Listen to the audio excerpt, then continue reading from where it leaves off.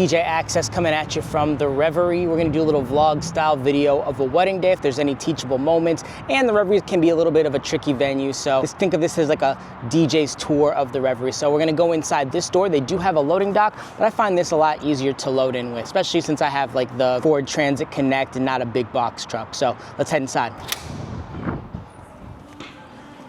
Got some stuff for us to roll here. Here's Jamar, he's gonna be helping us out. And here's all the gear. You see, we got everything in 3 trips here. It's pretty dark in this hallway, so I'm gonna quit filming and we'll see upstairs. Okay, so we got the Toadmatic over here. Got the main kind of rock and roller, and then I have the uplights over here behind Jamar, and we're able to get everything in the elevator in 1 trip.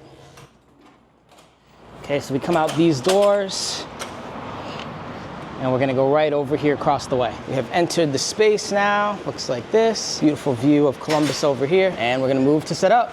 Looks like Justin's already here. What's up, Justin? Okay, first thing I noticed that I'm here is we have a table very, very close to where we're gonna be setting up at. So we're gonna be mindful of that when we are doing speeches. We'll probably need a second speaker. We'll definitely need a second speaker to fill the whole space because I can't go too loud with a table this close, and I'll show you what I mean. So here's kind of where we're gonna be setting up, and then there's a table here and a table here. So, and then just to show you where we're going, we gotta get sound all the way past here and down this way. So definitely second speaker setup today. Okay, so we just got everything up, not set up, but we got everything where we need it to with another break. We got Justin practicing over here, and then I'm gonna show you guys my little charging station here. So all of the things that I use can at least last 2 shows, 2 full weddings, 2 6-hour weddings before they need to charge, and a lot of them for a lot more than that. So I usually just charge them for a few hours before the event, and that gets them back to 80%. You know, I go down to 60, 50%, and we go right back up. So that's how I charge everything. Here's what it looks like. We got the Rockville uplights here, Chauvet Wellsticks 180s, and then all my iPads, cameras, recorders, batteries, everything you could need right here. Now we're playing with Justin Dixon today. He's a sax player. This is not our first time playing together, and this time we're gonna use the Allen and Heath. So here is his signal. He has it coming out of his monitor speaker, and I always recommend that the instrumentalists that I'm playing with bring a speaker or a system that they can use in the case of something between what's going to them and what's coming to me goes wrong. He still has some way that he can play, but today we're gonna use his output from his speaker, and we're gonna go into this number 7 input. And what's really nice about this mixer is that Justin is going to be using a wireless mic. So he's going to be going around in the crowd. So if he gets to a point where there's a little bit of feedback, this will automatically reduce the feedback. So I may show you that, I may not. Let's see when I can get it dialed in here. And then if I need to put reverb on his a compressor, this has all of that in there. And if you don't know what I'm talking about, when you're playing with the musician, with an instrumentalist, sometimes they may need effects to kind of make their instrument sound good within the mix of the music that you're playing. So you can do that with the EQ on your board, or you can do it with a dedicated mixer like this. So what I'm gonna do is I'm gonna go to the outputs here, and this is FBA is our feedback assistant. So what that's gonna do is it's gonna detect if feedback comes in, and then I can either have it go like keep those frequencies off, or I can have them recover. So I actually wanna do live recover, and I wanna turn that to a very slow recovery, so he has time to get out of the way of where the feedback's happening. So tough hold, and that should do that. Great. Boom, we're done. So Justin and I just sound checked. I think it sounds really good. So I just want to go over kind of what that looked like. We pick a song that we've both played before, that we both really know, that we know how it's supposed to sound. And then I'll play the track.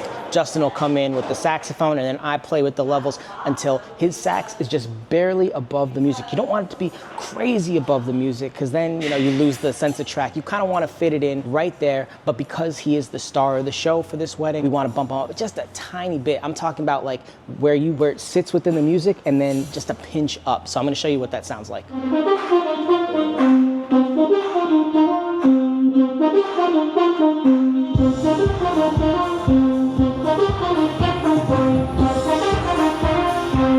So Justin's doing his thing, and I can hear him right above the music. And this is another place where stems can come in handy. Watch when I take the melody out and it's just Justin.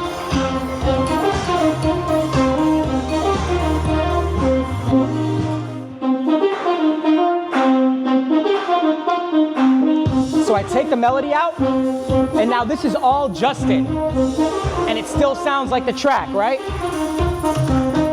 So I can say it fits right within the music, right where he's supposed to be. And I use stems to take the melody out to get that effect. So it's kind of to double check my levels.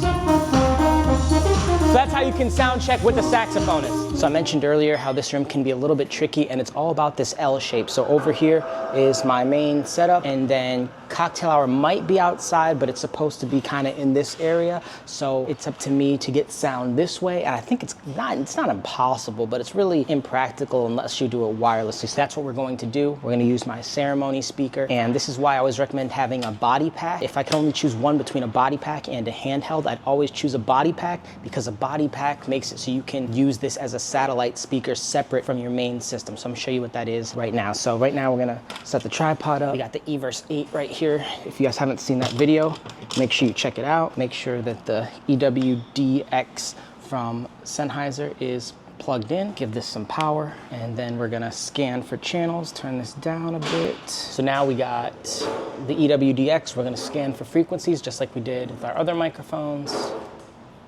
Scan auto setup, scan me. And I actually forgot the body pack, so I'll get that. Okay, so we got that synced up. So I have this out coming from my mixer. It's coming out here.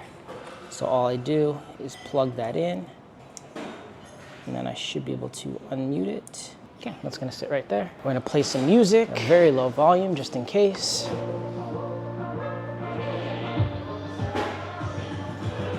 Okay, so we have music coming out. And then outputs. Yep, okay, so we're gonna go back over. All right, so now we got music playing over there.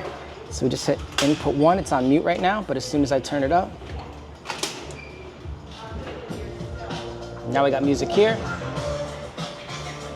And so let's say they have cocktail hour outside. Boom, this moves outside. Might have to have a door open to make sure the signal can get through. And then let's say it sounds good over here, but I need to push it just a little bit further that way. Boom, we pick it up, there's no wires here, and we're just ready to put this wherever it needs to be for cocktail hour and dinner and beyond. So that's how we're gonna run sound wirelessly today here at the Revery. Okay, so guests just got here. We just did a soft entrance for Izzy and Jake, and I'm over here doing my voice warm-up, which is just some breathing exercises, some things to get the contacts when I'm speaking, so I'm speaking very clearly on the microphone. So that's what I'm gonna be doing right over here. Many mighty men making mounds of money on the moonshine. We just had one minor change. As I stated before, we weren't sure whether people were gonna go outside for the cocktail hour because it's a little hot today, but they are enjoying cocktail hour outside. So what did we do? Jamar just took the speaker, picked it up, moved it outside, and even with the door closed, we still have connectivity.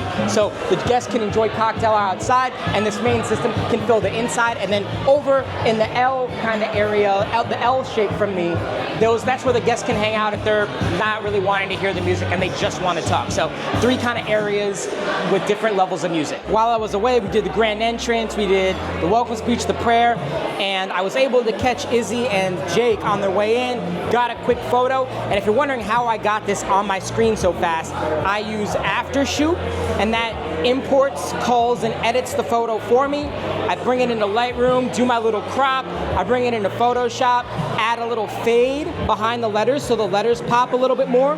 So you add like a black layer and then bring down the opacity and then bring the text to the front. And that's how you get this effect. And I'm able to do that in less than 5 minutes, I'd say. So originally I just had a picture of the skyline with their name, but now I'm actually able to have their photo. And again, I use Aftershoot into Lightroom, into Photoshop, and then into the Toadmatic. So that's what I did during the cocktail hour.